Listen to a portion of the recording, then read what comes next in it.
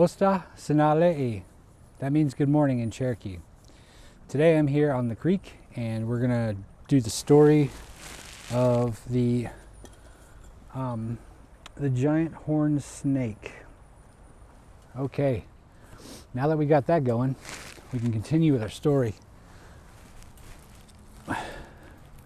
Just thought that this would be a good story to tell because, you know, like I said, I'd never heard it before, which is weird, I guess. I don't know. No one ever really told me this story before, so that was a new one to me. And I thought it was really interesting because I never really heard myths like that before about giant snakes or things like that in the Cherokee culture. They were always basic, not basic, but there were always moral tales and things like that, you know, based on morals and moral teachings and things. So for something that, you know, like a legend or a myth, I thought it was really cool. And I really wanted to share that with you guys because to me, it was pretty much unheard of to, I mean, I guess it's not. There's tons of legends and myths in the Cherokee culture, but for me, this is the first time I'd ever heard anything like that. So it was quite special. So as soon as I get this fire fed some more, we'll start on that. Let's see, I think we're doing pretty good right now if I can keep the smoke out of my face.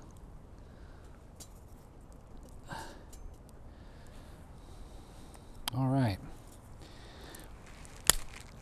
Let's continue, shall we?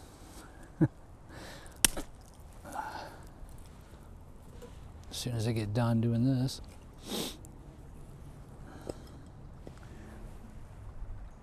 Put my cup somewhere where it doesn't fall into the creek. We'll be all right. All right then. Maybe that'll get boiling here in a minute.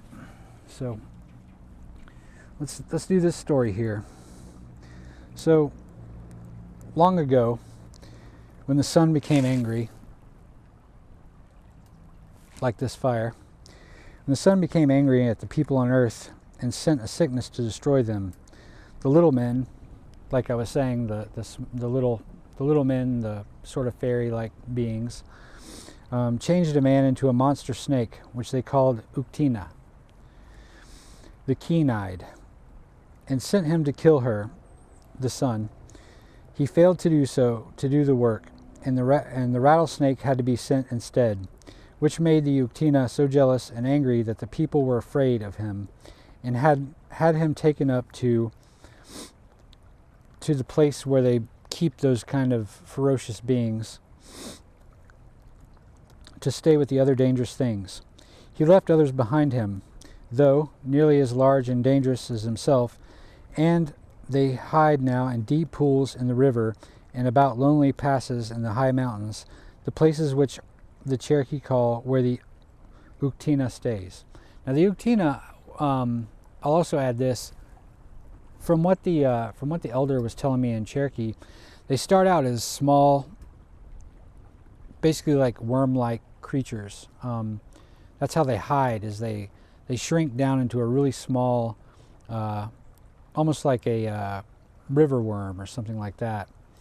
And then when they feel the presence of a human or something like that, then they will grow to their full size and attack. Those who know say the Uktena is a great snake, as large around as a tree trunk, with horns on its head and a bright blazing crest like diamond upon its forehead, and scales glittering like sparks of fire. It has rings or spots of color along its whole length, and cannot be wounded except by shooting in the seventh spot from the head, because under this spot are its heart and its life. The blazing diamond is called transparent, and he who can win it may become the greatest wonder worker of the tribe. But it is worth a man's life to attempt it. But is it worth a man's life to attempt it? And that means the tea's done. Look at that. It's boiling over. Nice. Oh, hey. Don't want to put out the fire there. Grab my cup.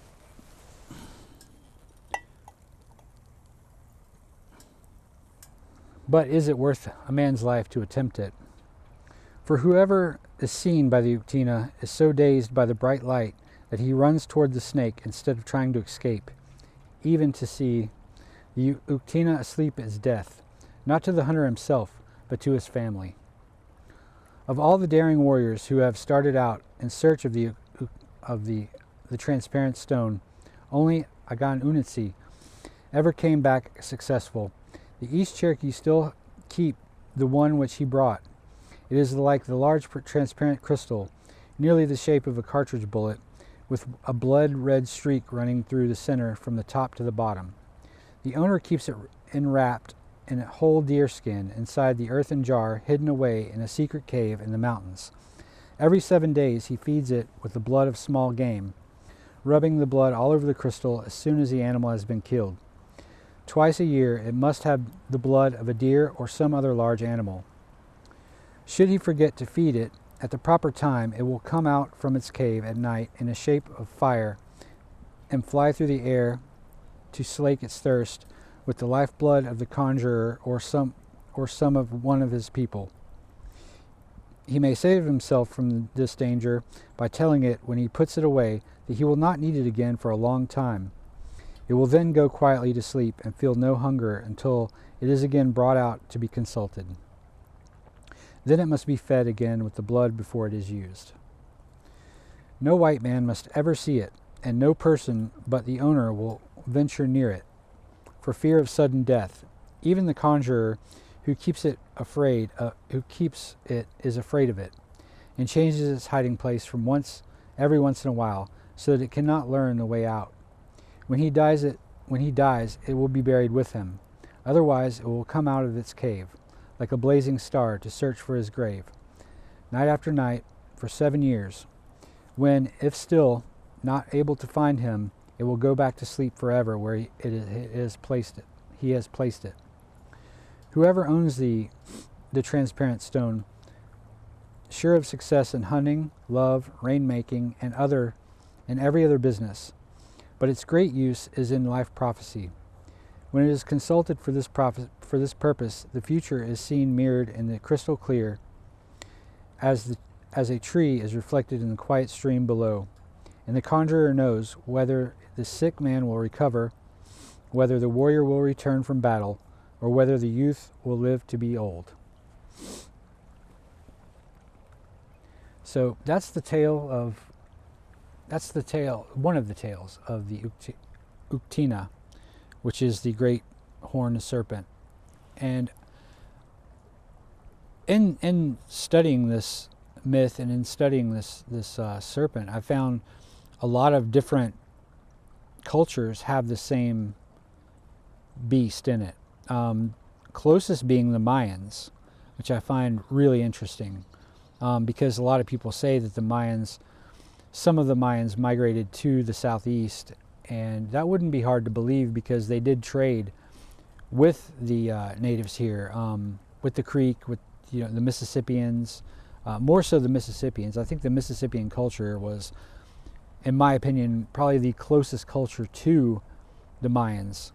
So I think that's a pretty interesting deal right there, because it just shows that there was cross-culture themes and beliefs throughout the United States and throughout the Americas, which is really cool. So I just find that really interesting. I think we can learn a lot from the natives, folklore and things like that. And it's weird how I also like the fact that there are mentions of the little people, because that's all throughout Europe, I think that's in every culture pretty much.